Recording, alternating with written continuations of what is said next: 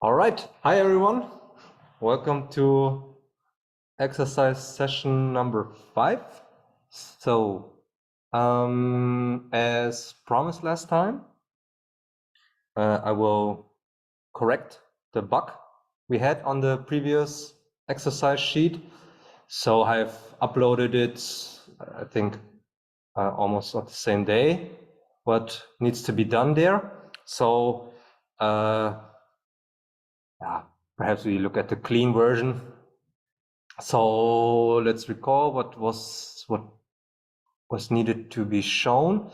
So we wanted to show that this set here, S of theta, which is the unit ball, L2 ball, is in fact nothing else than the set or the subgradient of f at the point 0 if we have the Euclidean norm as the function f.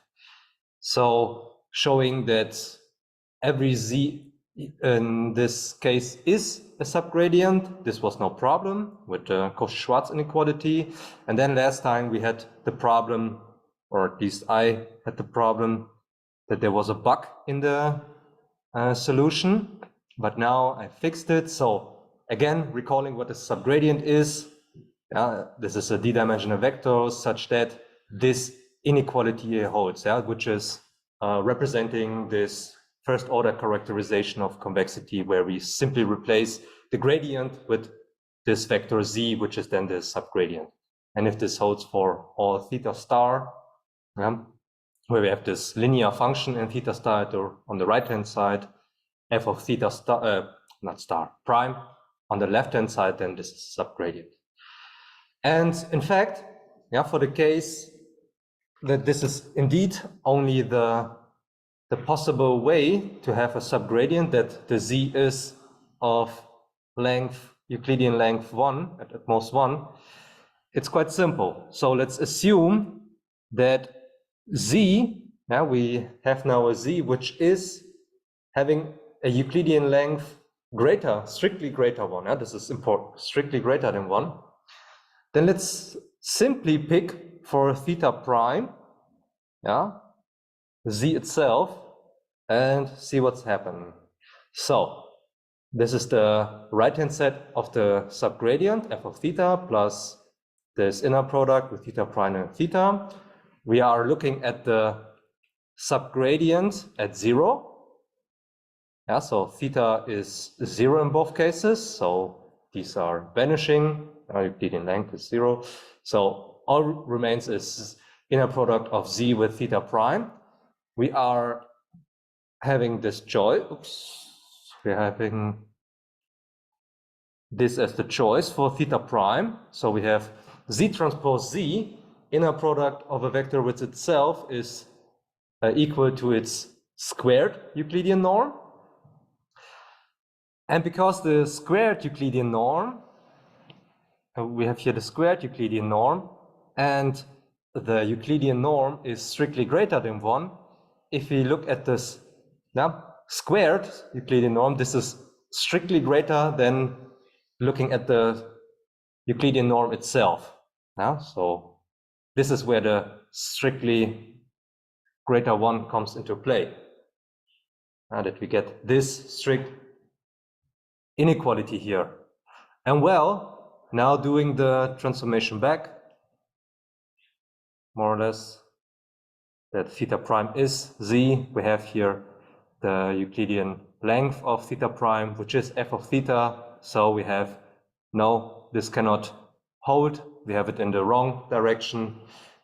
So we have found a theta prime where this is not fulfilled, and this is all we need to show, of course. So to show that no matter which z we have, strictly greater 1 length leads to, we can find a theta prime where this is not true. All right, so this is, as you see, in fact, not so complicated. I was a bit stubborn that time on the previous solution I had to fix it, but well, there are many ways leading to Rome, right? Okay, then one thing because we will use this in the practical exercise.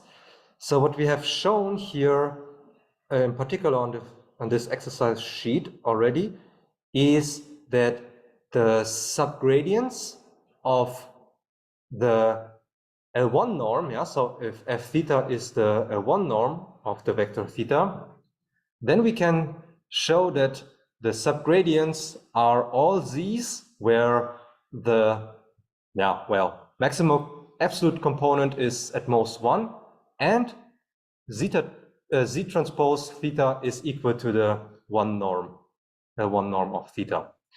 And we have seen or inferred that, well, what we can simply use then as a subgradient for the L1 norm is the vector where we simply look at the sign of the vector theta I at the position I. This is fulfilling all these requirements. Yeah, so you remember we looked at exactly whether this is fulfilling these properties, and we saw yes, it does. All right, then last time I didn't manage to show the part B of exercise 2.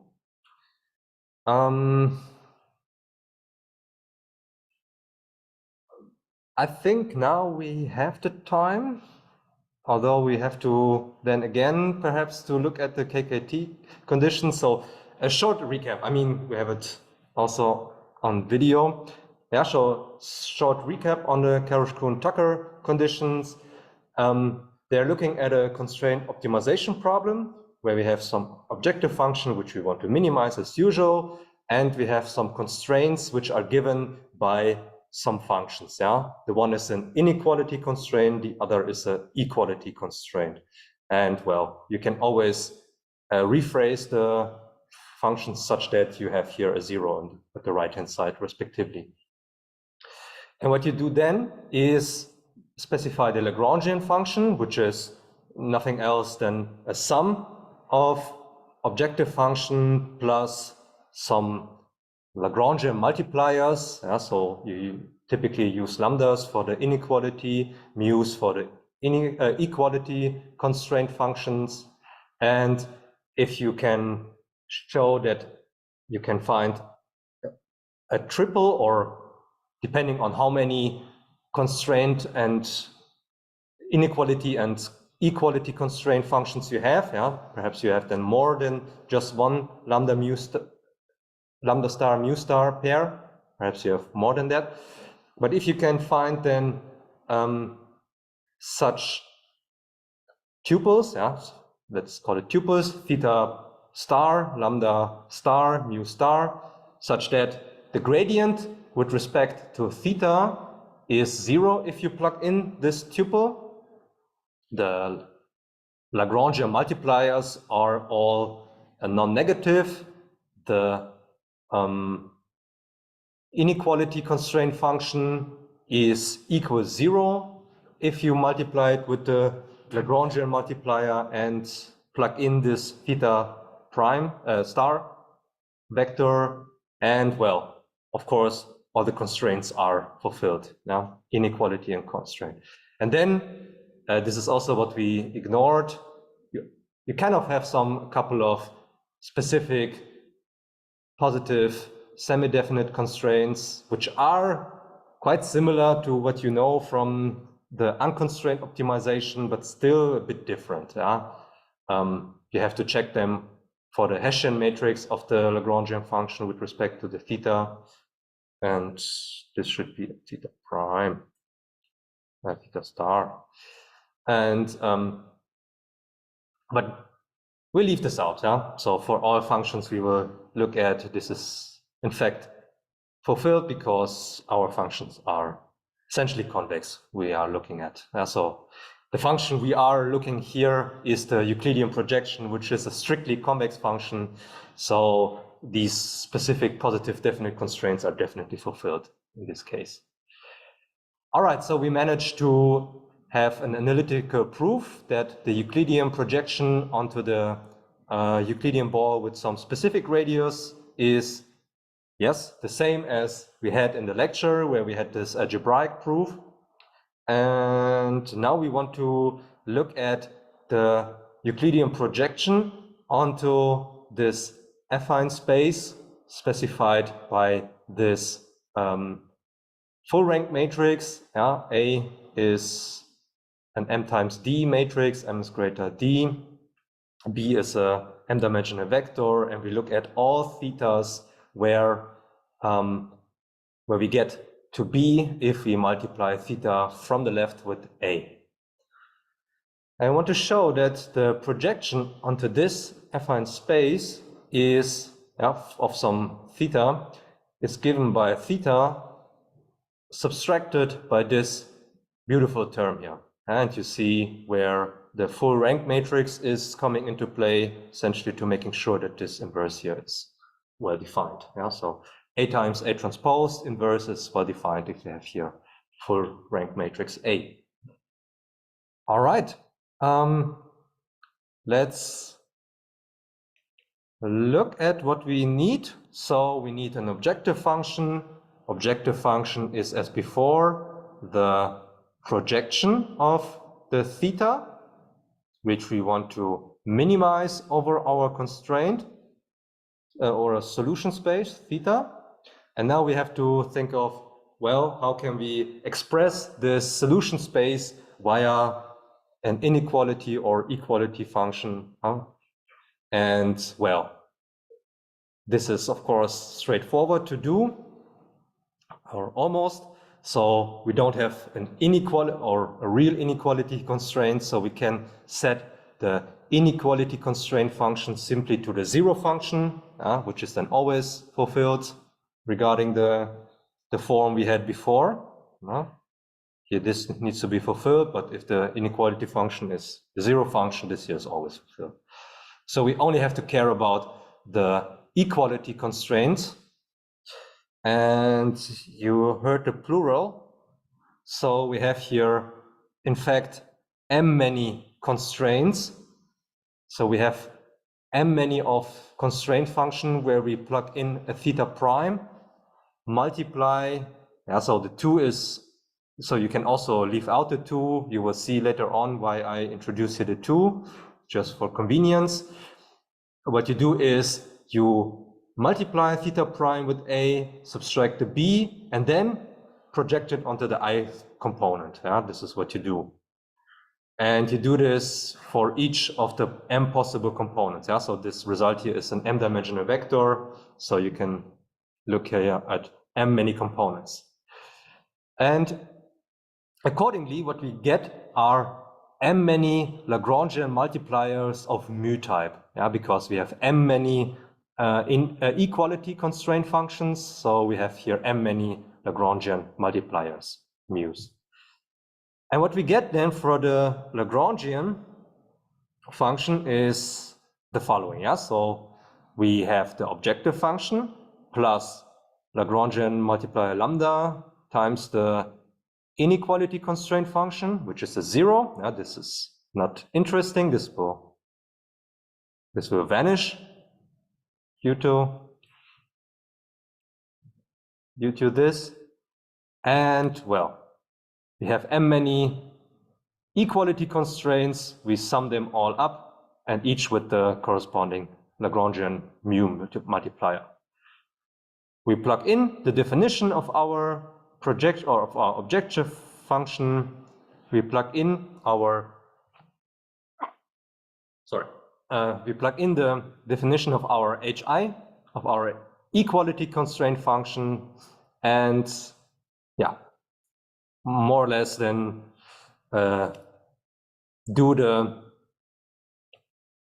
what we already know is that this squared Euclidean norm of a difference can be written in a convenient way like this. So something similar to a binomial formula if you want. All right, so this is how we can unfold our Lagrangian function to make life simple, because first, what we need to do is computing derivative or gradients, right? gradient with respect to theta. And here, if we look at the gradient of this thing with respect to theta, what do we get? We get here, so this thing, gradient with respect to theta is 2 times theta. Yeah, we already know that what this is. This thing here, gradient with respect to theta, is minus theta prime. Yeah, so theta is the variable, more or less, the variable vector, and here the theta prime is a fixed term. Yeah, so don't be confused with theta prime and the transposing. Yeah, so theta prime, so some authors also use the prime notation for transposing. We don't do this. Yeah, so transposing is always with this t here. All right, and then this thing here, gradient with respect to theta is 0, yeah, not depending on theta at all. Then this thing here, looking at the gradient of that thing with respect to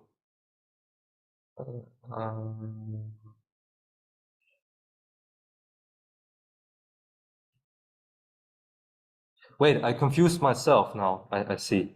This is sorry. We have the Lagrangian with respect to theta prime. So theta prime is our variable. So here we should have a 0. Sorry. Yeah, with theta prime, this is a 0. This is theta. It's the other way around because we always do it like this. I don't know why. And then we have here the 2 times theta prime. It's always gradient with respect to theta prime. Because here, of course, if we would consider the gradient with respect to theta, there would be a 0, which is somehow weird. But of course, this is not a 0. This is 2 times A transposed and then the mu. Yeah, so this is, or at least we can also write it like this. So we have here an more or less inner product or a matrix multiplication with theta prime, and we can write it in this way. So the matrix multiplication should, yeah, so that line in the middle where you want and find the gradient. Is that theta or theta prime? No. This is theta prime. No, to the far left. Here? Here. And no. This? No, to the further to the left. to your left, so here. And below. Yeah. And that gradient is that with regard to. Yeah. Theta prime. Yeah, so here this was a bit mixed up with the theta and theta prime. Yeah. This should be as our theta prime. I mean, it doesn't matter. We can also.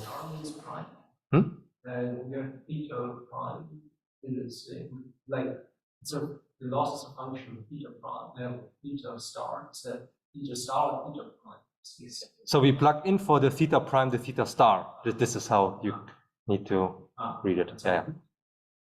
All right. Yeah. So if we have then the Lagrangian, we have to do this. Yeah. So exactly at this point, we make this substitution.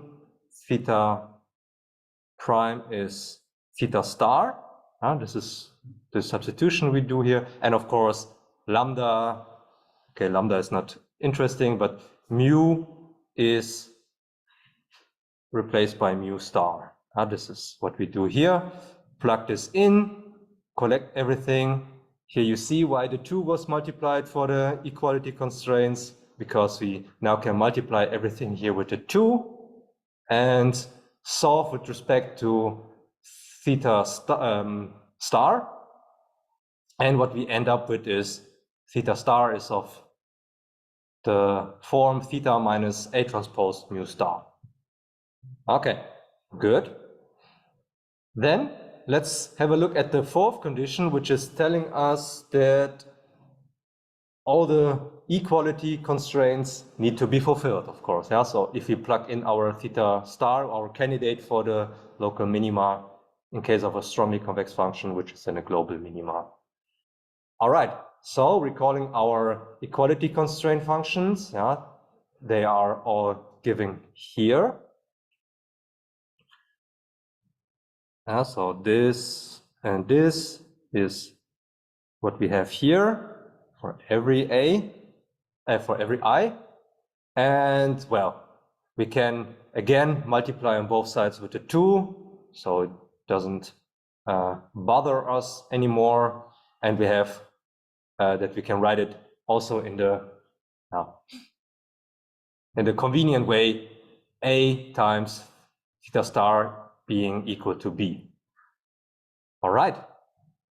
So this is what theta star should fulfill, obviously.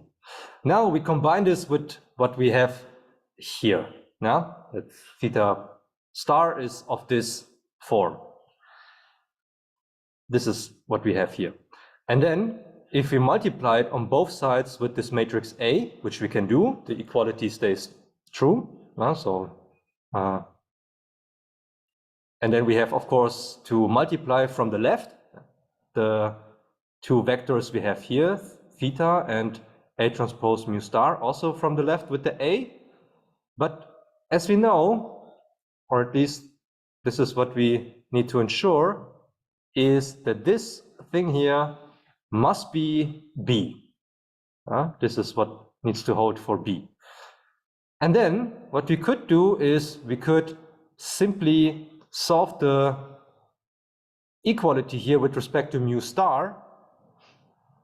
What do? We bring this term on the left-hand side. We subtract the B on both sides. So we have A theta minus B on the right-hand side, A times A transpose mu star on the left-hand side. We multiply with the inverse from the left of A times A transpose from the left. Only mu star remains on the left-hand side, and well, the right-hand side needs to be multiplied from the left with the inverse we had there. Okay, but then if you just plug in the mu star into here again, what do we get? Well, we get exactly this, what we wanted to show. That theta star is of the form theta minus A transpose times this inverse of A times A transpose and then A theta minus B. Yeah, and the other conditions, so we essentially looked here at condition 1 and 4. The conditions that mu star is fulfilled, that this is non-negative. Well, you can more or less make this sure because you have here a linear constraint which you can multiply with -1 if needed, so that you make that sure that the mu star is non-negative in fact. And the other two constraints, this is obviously fulfilled because G was the zero function, and this is then also fulfilled. So we have indeed all things. All right, so let's have a short coding break, let's say, before we get to the next exercise sheet.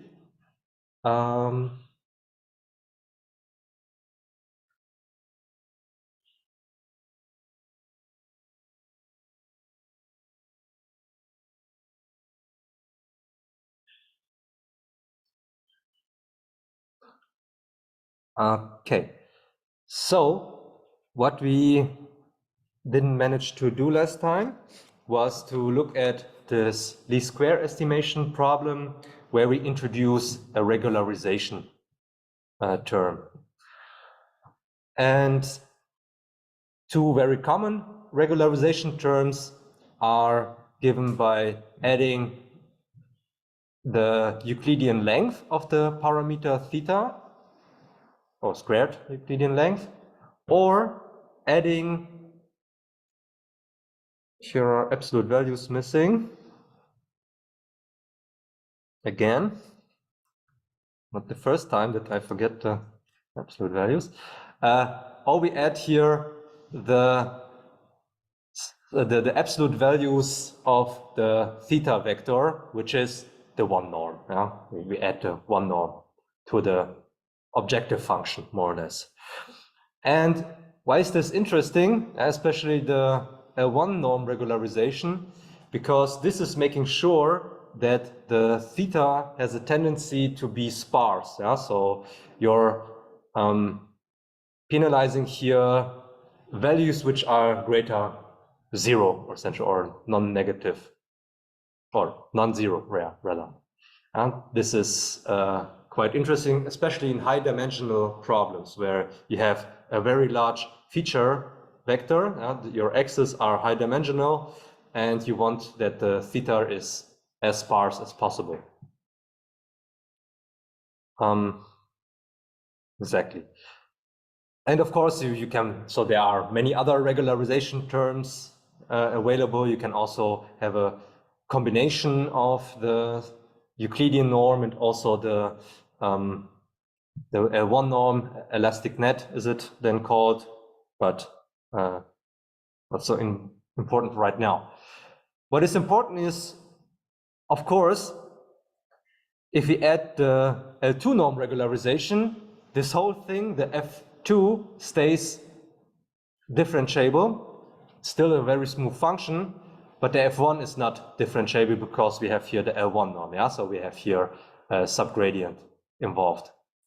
This is why I made the remark on the L1 norm. All right, and then, yeah, our helping functions, our helping function everywhere, our data which we can load in our current Python notebook. So again, what we want to do is we want to infer from the weight, the height of the person, perhaps not the best way around, but well, this is how we have it right now. So let's go for it. And what we have is we have 10,000 people, and well, our x is two-dimensional, so weight and the dummy variable where everything is a 1. Okay, what we can do is we can again calculate the objective function as before. Here, to make life easier, I also introduce the theta and the regularization parameter lambda, which we used here, although it's not needed. We will see later on why this is, or at least perhaps you will see why I needed it this way. We can define the L2 norm, the L1 norm of a vector. Yeah, L2 norm is simply the inner product of the theta with itself. And the L1 norm is summing up the absolute value of the theta, as we saw before.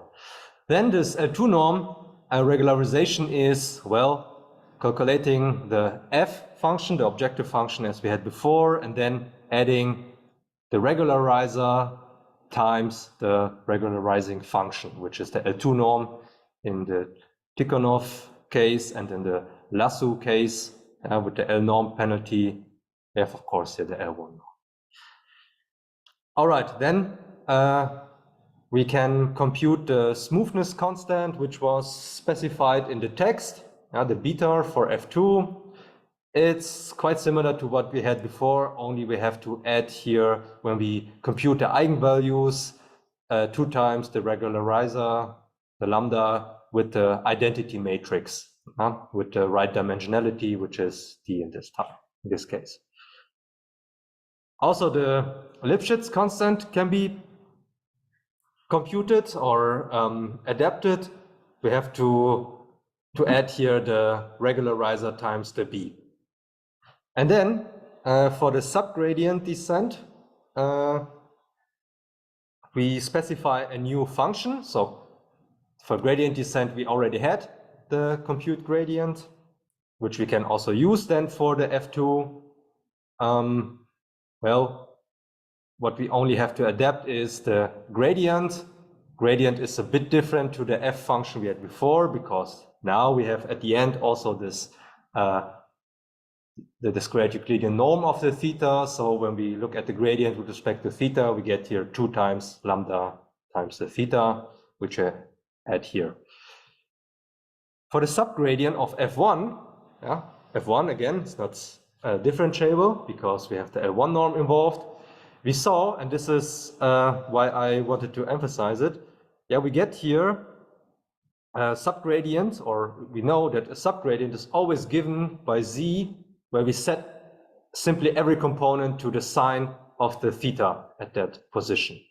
So what we simply can do is so this is perhaps not the best.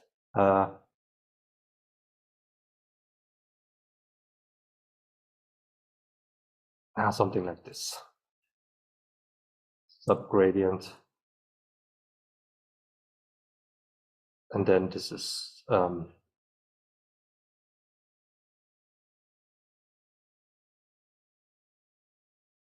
this is better.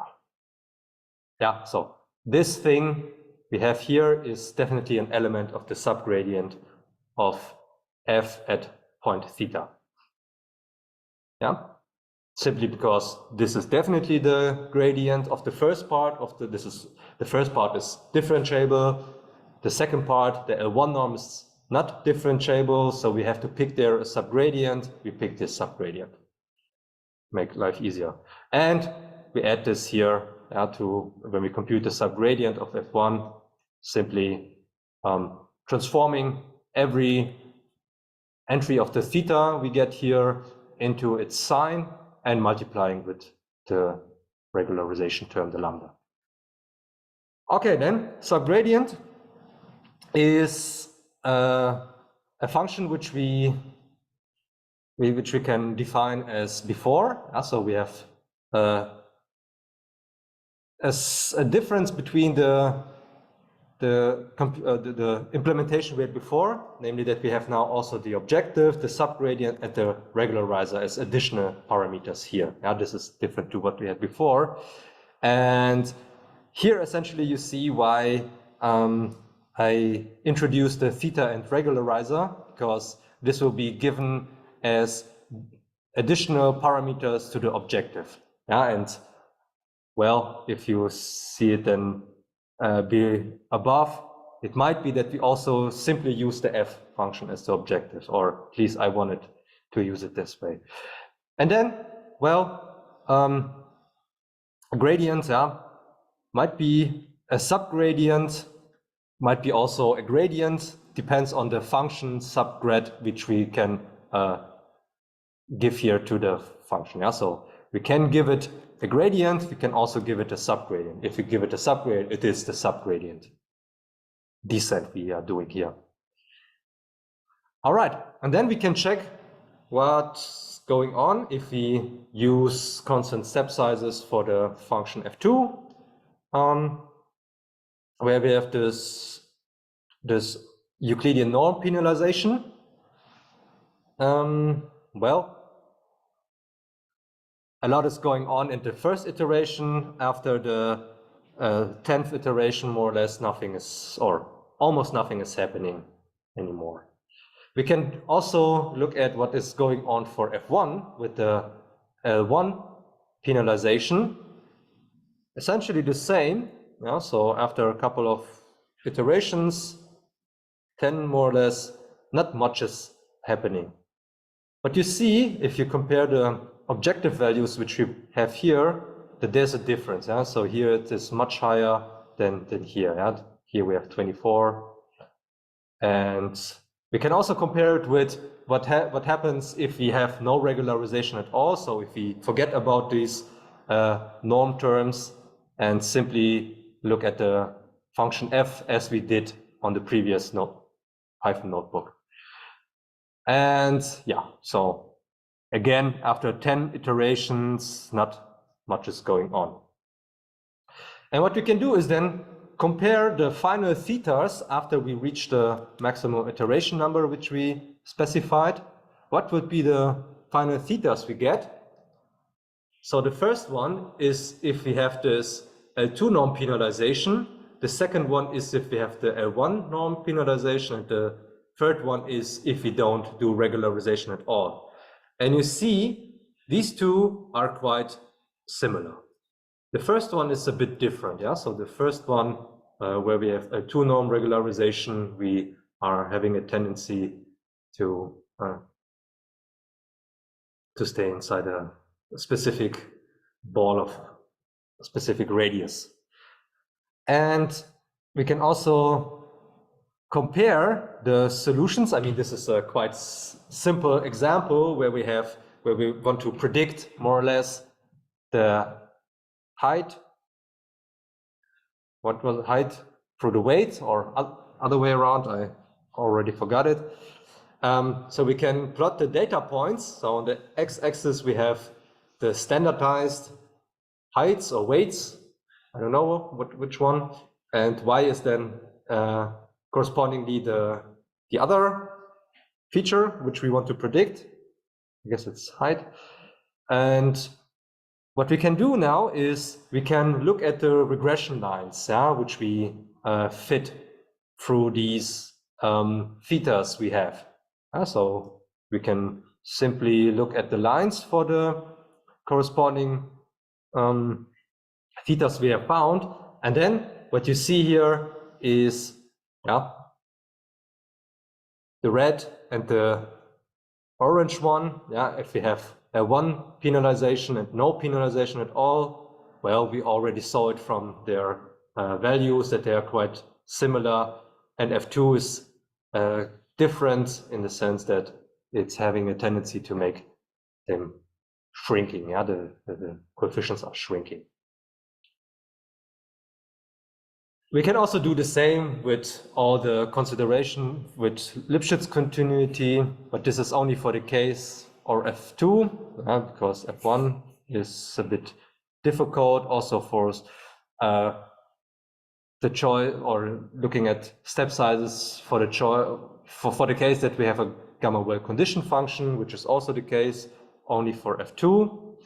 We see the same picture, that we converge very quickly after almost 3 steps. And we can again look at least for the function F2 and compare what the gradients are doing if we set the step sizes constant with the Lipschitz continuity choice or the well gamma condition choice. And the picture is again the same as we had previous last time. With the smoothness choice, we converge very quickly. Step size is doing quite well in this case, and Lipschitz choice was a bit bad in this scenario. We can also have a look at the more complex data, where we have now some, what was it, this concrete compressive. This is some ingredients. So what we want to predict was, what was it again? So where is it? Here. Concrete compressive strength via other components like the cement, the fly ash, water components. So how strong the concrete will be at the end if you vary these 7 components here. A bit more challenging task, more or less, because we have a higher dimensionality, fewer samples, and we repeat all the things with higher regularization. Look at the same, so this is almost copy-paste what we had before, and now we can compare the solutions we get at the end, the thetas, if we do the L2 norm regularization, the L1 norm regularization, or no regularization at all. And now the picture is completely different. So now none of them are somehow similar to each other. Yeah, so here and there, a couple of components are a bit similar, but well, yeah, if you compare all the entries here of the vector, they are quite different to each other. All right, yeah, so this is what we see for the subgradient. Yeah, so just a hands-on example, we can do also subgradient computation. Okay, so enough of the coding break. Let's have a look at our current exercise sheet, where we want to go for the conditional gradient descent. And for the conditional gradient descent, remember, a very important or very convenient concept was that of a convex hull, yeah, that we can express somehow the solution space we are interested in as a convex hull of a finite set of atoms. And we looked in the lecture at the L1 ball. Yeah, so the L1 ball, you remember, this was this rotated rectangle, more or less, in the two-dimensional case. And now we look at the infinity ball, which is consisting of all d-dimensional thetas where the maximum absolute value is below 1. Yeah? And we ask for what is the finite set of atoms for this thing.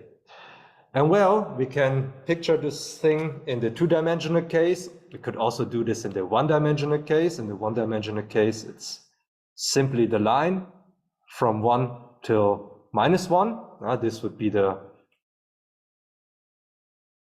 the one ball in the one-dimensional case. In the two-dimensional case, what is it? It's the unit rectangle, so unit square rather, where you have the vertices here. So this is the 1.0. Here you have a -0.1, -0.1, 1, 1. Yeah, and you have the blue corner points here. This can be used as the atoms in a higher dimension. Well, then let me give it a try. You know, my drawing skills are a bit limited, but in the three-dimensional case, it will be something like this.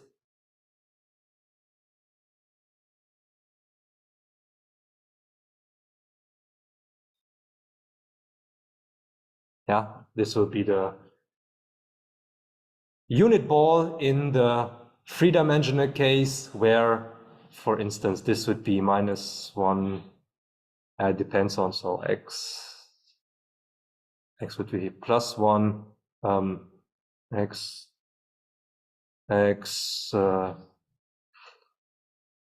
so if you x, y, z, so this point would then be +1, -1, -1. Yeah, and this here would be -1, +1, +1. Yeah. Exactly. Yeah. So it's the opposite one. It's on the opposite side. You have to flip the signs of this thing, more or less. And yeah, this here would be 1, 1, 1. No, this is not true. This would be 1, -1, 1, at this corner point here. Okay, yeah, so I think you all know what the L infinity unit ball is, or at least now you have a imagination. And we can, of course, do this in higher dimensions, but then it's hard to picture it. So, but what we still can do is we can say what the corner points are of the infinity ball.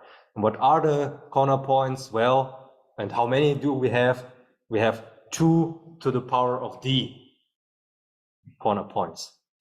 And we can start enumerating from 0 to 2 to the power of d minus 1. We'll see later on why I did this, because now we can somehow relate them to the binary bit vectors, more or less. Yeah. So if you imagine that the -1 is a 0, the +1 is still the 1, yeah, then a0 here is representing the 0, a1 is the 1, a2 is the 1, a3 is the 3, and so on. And this is how you can then simply enumerate all of the corner points, if you like.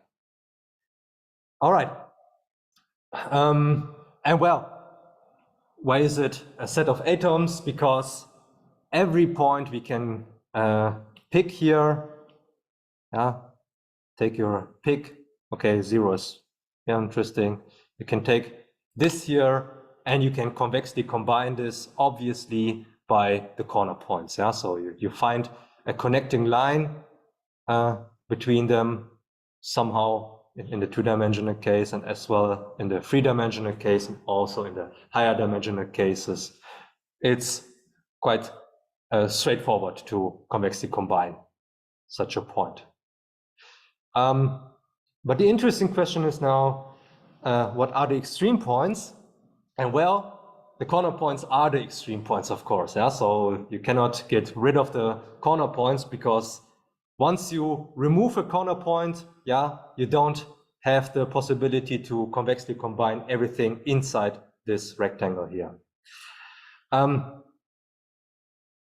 For illustration purposes, let's have a look at the case of d equal 2. So we have 4 corner points.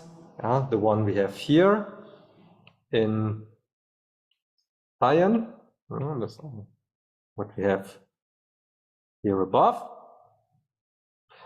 And quite obviously, if we, for instance, remove, which did we remove here? If we remove a0, this is removed. What is then the convex hull of the remaining ones? Well, you cannot get, oops. Isn't there some more? Right. You cannot get over. Yeah, it should be a straight line. Yeah, so the convex hull will be this triangle here. And obviously, if you remove that, you cannot reconstruct it via a convex combination of that. And the same holds true for the others. But essentially, it's always enough to show that only one that cannot be reconstructed. Oh no, what's happening here?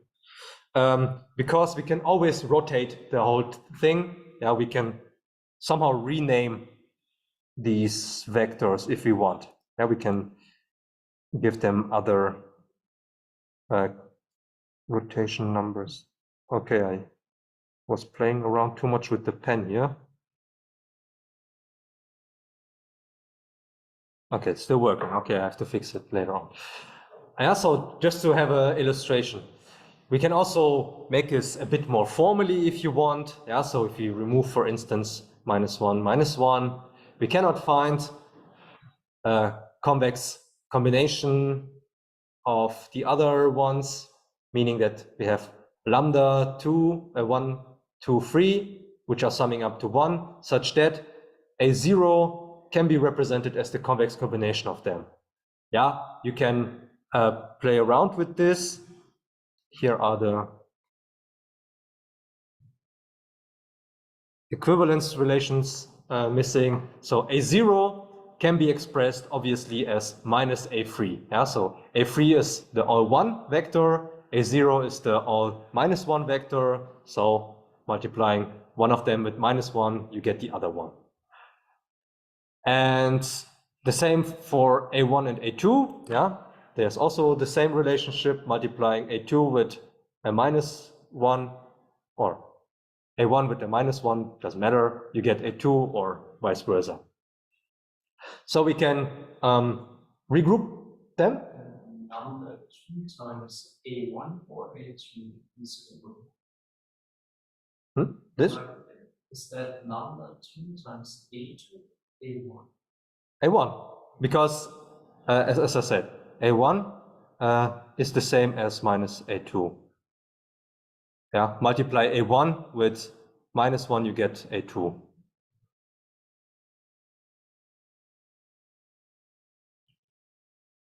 Yeah, okay. And exactly, yeah, so, and then bring A1, A3 on the opposite sides. And then what you see essentially is that you have then two equations to fulfill with three variables. You think this might work, but if you look closely, the equations you get here are of the kind minus lambda 2 minus lambda 1 must be equal to 1 plus lambda 3. But at the same time, lambda 2 minus lambda 1 must be the same as that one. Okay, so this would mean, okay, my pen is filled.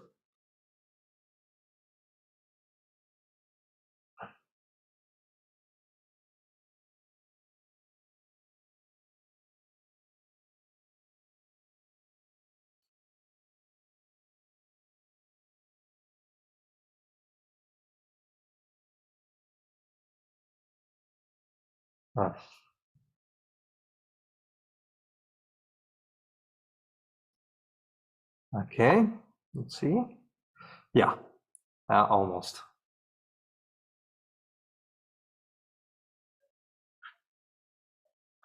Perhaps if I back.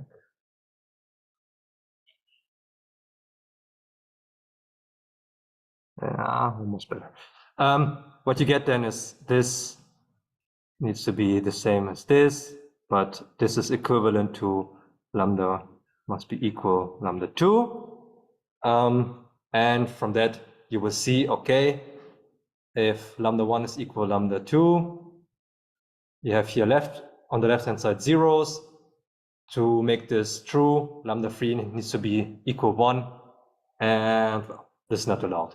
Lambda 3, yeah, so it needs to be a convex combination, so all these lambdas have to stay non-negative. This is just for illustration purposes. We can also make this a bit more general for the general case where D is arbitrary. And here we come back to my argument I gave you, that we can always simply rotate everything, and we just have to pick one atom if we want our favorite atom, and our favorite atom will be the all plus 1 atom. Yeah, so the argument is, if we can show that this all plus 1 atom cannot be convexly combined from the rest, yeah, this is all we need to show, because in the case, so if we want to reframe it for another atom, which is any of the other 2d minus 1 many atoms, we can always rotate the, or we can find a rotation matrix, which is rotating essentially everything, such that the set of atoms, we have it here, is the same as if we would rotate it, and we can find some aj such that the all 1 vector is the same as aj.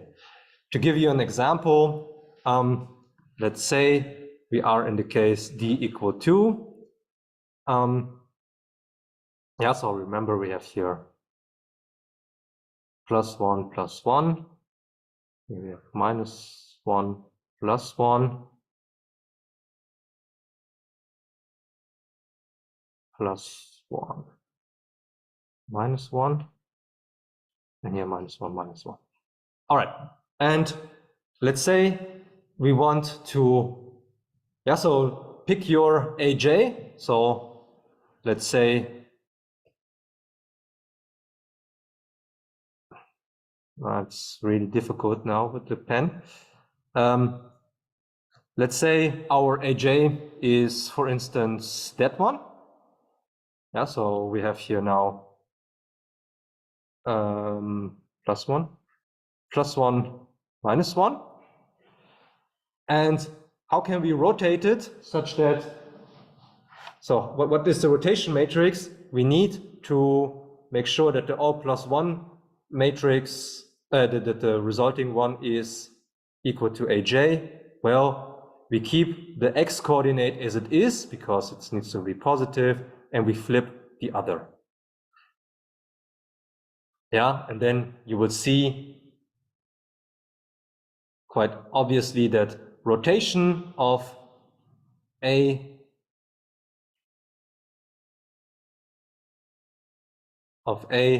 to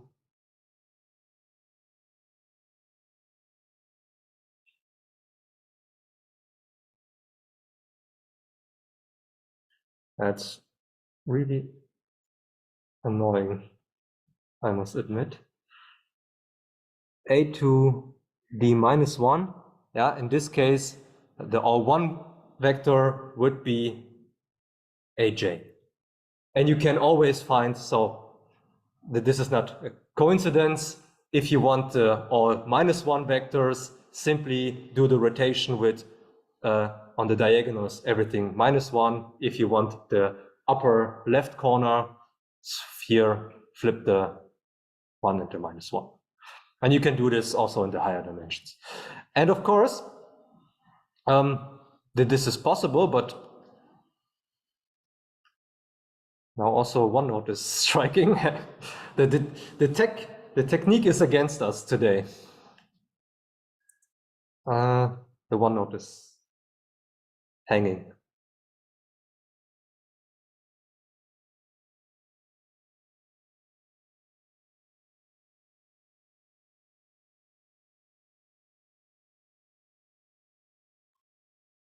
Okay.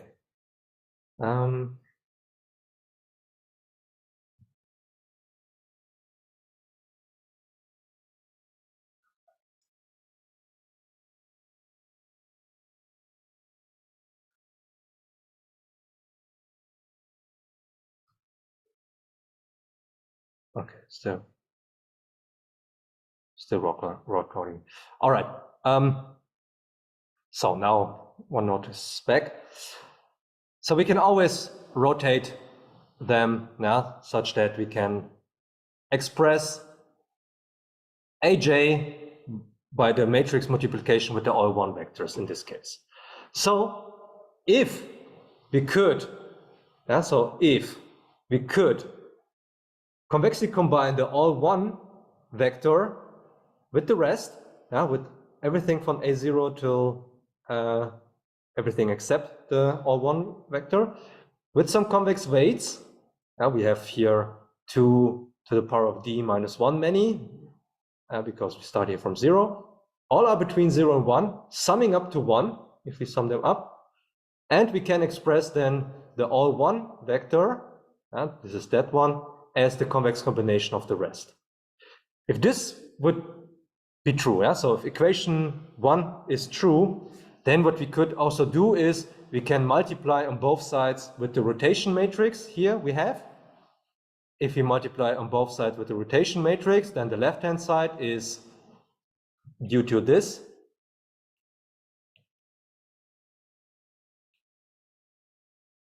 Due to this, exactly AJ. The rotation matrix multiplied with this convex combination of the A1 vectors. We can plug or move the rotation matrix inside the sum. And what we have here are, again, these are all vectors in A due to this, without the AJ, because AJ is already occupied by, if we multiply it with the all1 vector. So we would have then also a convex combination of AJ with the rest. If this would be true, this is So again, this is showing that we can simply restrict to the all one vector. So we could show that this here is not possible. Let's assume it would be possible, yeah? So we show it by contraposition. Let's assume this is true. We can find such convex weights that we can convexly combine the all one vectors with the rest. Then this is an equality. So it stays an equality if we do here some algebraic manipulation. And the algebraic manipulation we do here is, well, we multiply from the left with the raw vector of the all one vector itself again.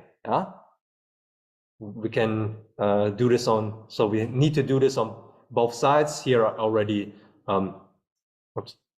included the one inside the sum. Oops. Okay, but this is equivalent to, it's the all one vector, the inner product of the all one vector with itself. Well, what is the result of that? It's exactly D if we have dimensionality D.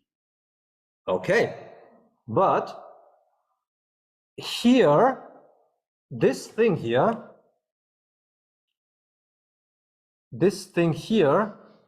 is the inner product of the all one vectors with every other vector, not including the all one vector. But this cannot be, this is strictly smaller d. This needs to be strictly smaller d because the all one vector is the only one where we sum up all the entries and we end up with a d. For all the other ones, there is at least somewhere a -1. So if we sum them up, we will never reach d. The highest one we can reach is in fact d -1.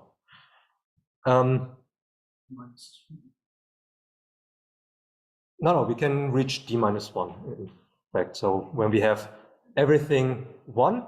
Step 1 minus. Oh, really? Yeah. So no, it was true what I thought there. Yeah. So it's strictly smaller d -1. Yeah. No. Exactly. So d minus too many. Yeah. Right. I was. Yeah. So we cannot reach d -1 even.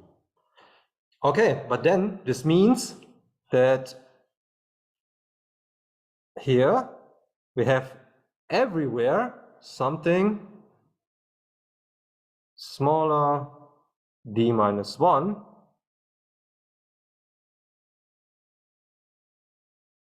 D -1 is not depending on the I anymore. We plug it in front.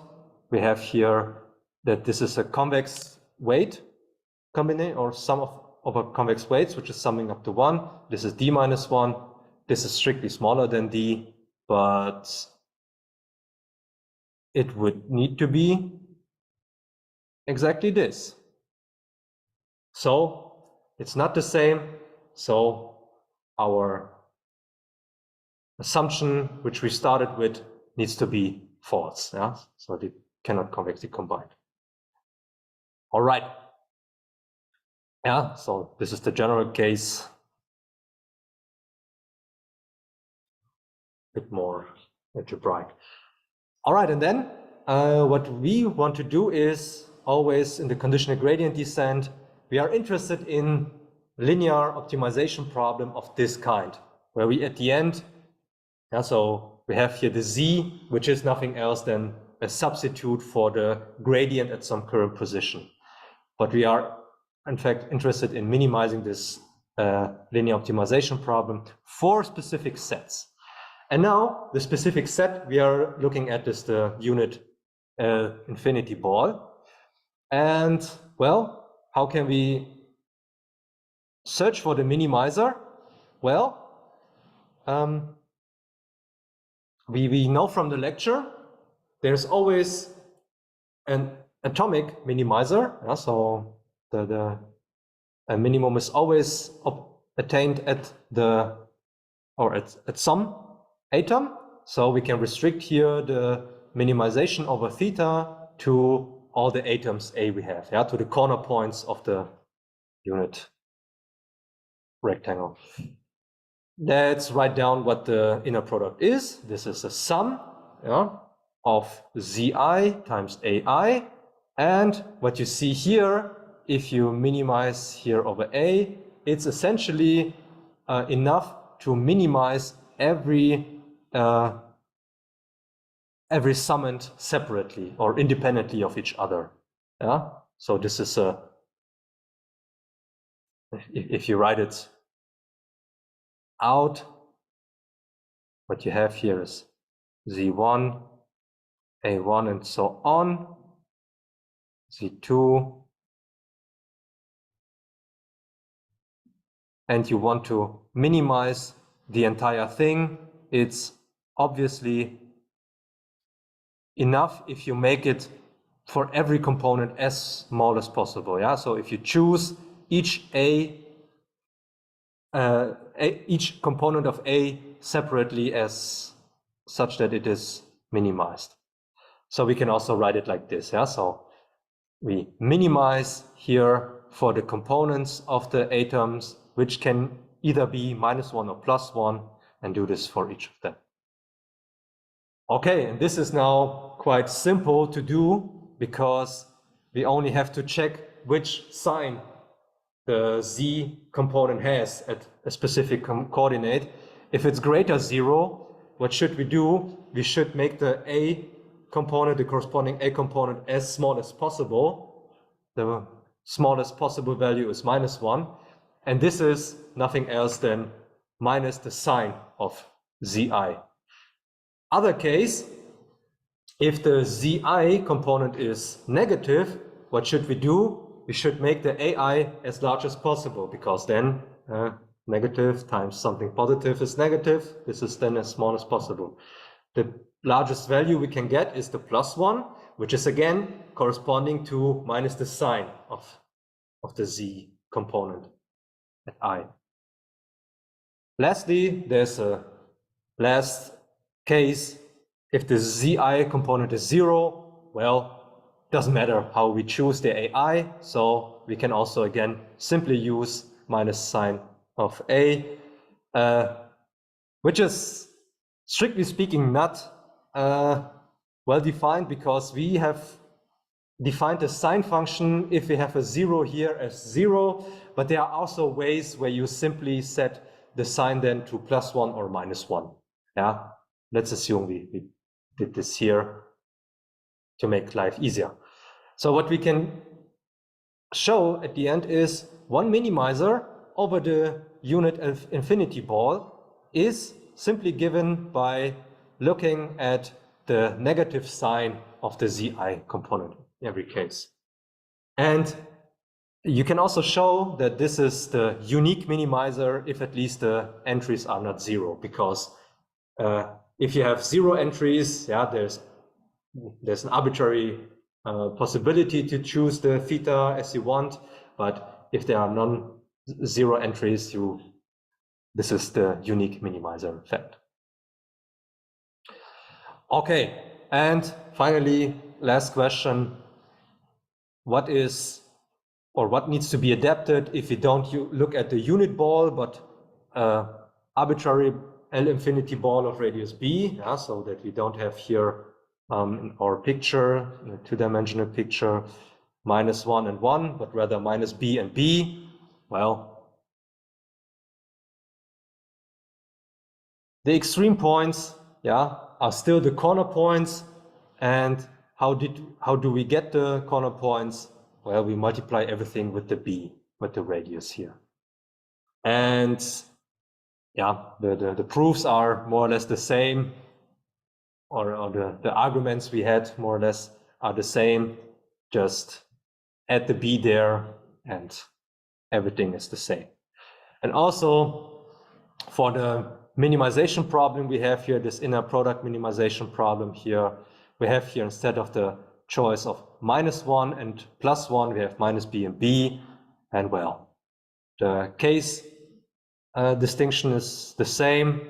If it's positive the corresponding I component of Z, make the AI component as small as possible. The smallest one is minus B. Other way around, if it's negative, make it as large as possible, take it as B, which we can in both cases write as minus sign and then multiply it with B. The zero case, again, doesn't matter what we do, so we simply write it again as minus sign of B. So the minimizer is in this case the one we had before multiplied with B. No? Okay. All right. And yeah, so as I promised, this time we don't have that much theoretical things, so we have also a bit of time to consider our practical exercise where we look at the conditional gradient for the objective function of f theta, yeah, without regularization now. We don't add the penalty, but here we are more interested in how is it behaving, etc. What will happen with that. And again, we have I prepared one, which I will, of course, share with you later on. A Python notebook where we have the conditional gradient somewhere specified. So gradient descent, conditional gradient descent. Yeah, this is. What is the conditional gradient descent? Quick recall. It was a convex combination of, so the next iteration is specified by a convex combination of the current iteration, theta t, and theta tilde, and theta tilde is the minimizer of this right-hand side in the first Taylor approximation, which is more or less specified by this inner product term we have here, where the gradient at the current iteration is multiplied in the inner product sense with the theta. Okay, the gradient, we have computed it now for the third time, of this function f in this v square is given by that. And as we just saw in the theoretical exercise, a minimizer of zt transpose theta over the L infinity ball of radius b is given in this way. As we do minimization over the ball of radius, L infinity ball of radius 100, I guess, was it? Yeah, 100. We see if we do the substitution that the z, as I said, is nothing else than a representative for the gradient at the current iteration. We get that the theta tilde here, doing the substitution here and this, we get that the theta tilde is given by sine of gradient at the corresponding entry. And well, this is all we need to include, more or less. So the conditional gradient descent is very similar to what we had before. We have to introduce the radius of our solution space, the infinity ball. Here, computing gradients and calculating objective is quite similar to what we had before. The only difference is here the update step, that we have here the theta and we convexly combine it with the theta tilde, and the theta tilde is, if we write it or if you formulate it in this way, oops, no, better not. If we formulate it in this way, then it is this thing here, with the minus, the theta tilde here. And then everything stays the same. And then we can do again the same considerations we had before. We can run the gradient descent with a constant step size. We saw this was not a bad choice at all. We can plot it where we saw, so recalling what we saw.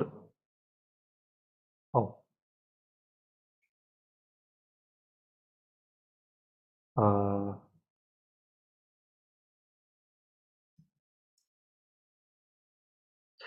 has the, yeah. I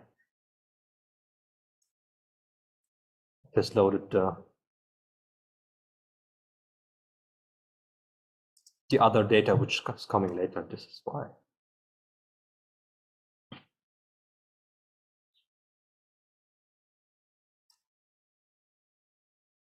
Now it will work. Yeah, so you see you're converging quite quickly to the optimum. You stay somehow in the near the optimum, right? This is what you see with the gradient descent with constant step size. What happens if you run the conditional gradient descent also with the same step size? You can run it. You can visualize it, what is going on there. Yeah, you essentially also see it somehow from the values here before, but I mean, we can visualize it. Why don't we take advantage of it? So you see, it's a bit oscillating around that. And what you saw that what happened here?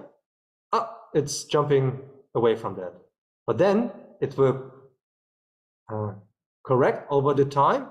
And here you see what happened here. It is again in the, almost there, but then it's jumping back again. And this will continue more or less over all iterations after we don't see anything, but this is more or less what is happening, that you're oscillating there. Perhaps it helps when we have here, this must be a markdown. Perhaps it helps when we have a Lipschitz continuous choice. Yeah, for the gradient descent, we saw that this is not that bad at all. Perhaps for the conditional gradient descent, where we have can make a similar choice, we can do better, but we see essentially the same behavior. Now, it's a bit more stabilized now than before with the constant size. Perhaps if we take advantage that the function we are minimizing is well conditioned, in fact, where we simply can choose as the step size, a constant step size, 1 over beta, can calculate the beta, where the gradient descent was converging super fast. Perhaps this helps.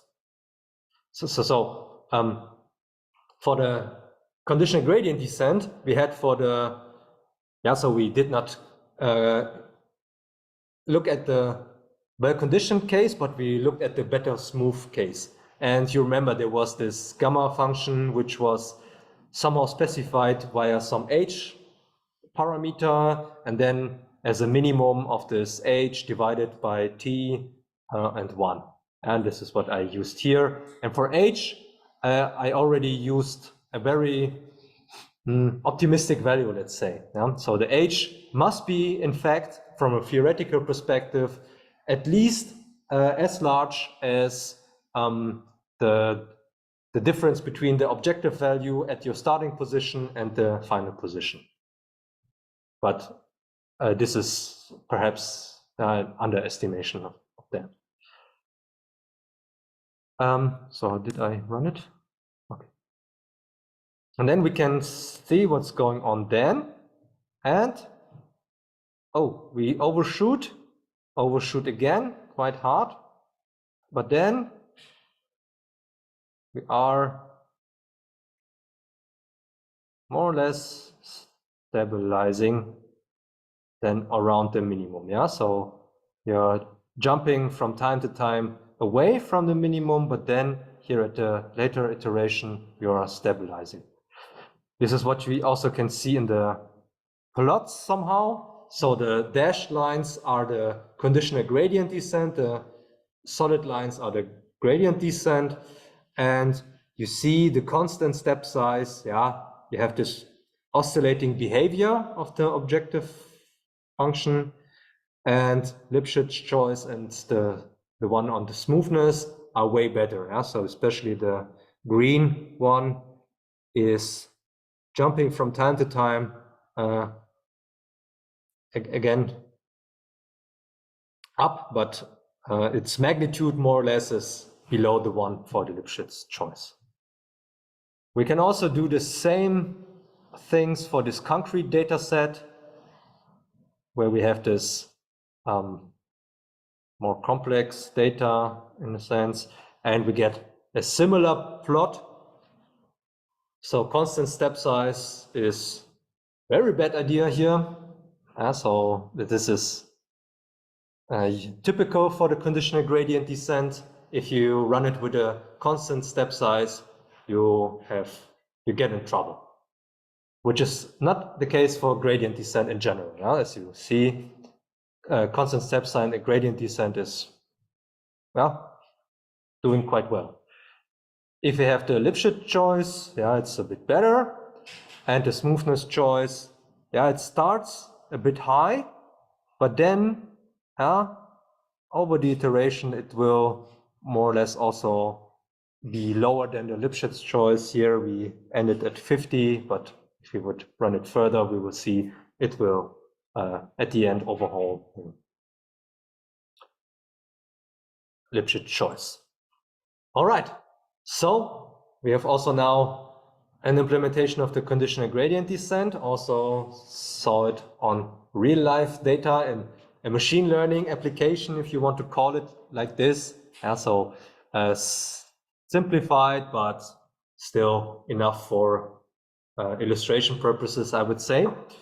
Because I was over the time last time, it's fine that we end here a bit sooner. So thanks for participating, for watching, and have a nice day. Bye-bye.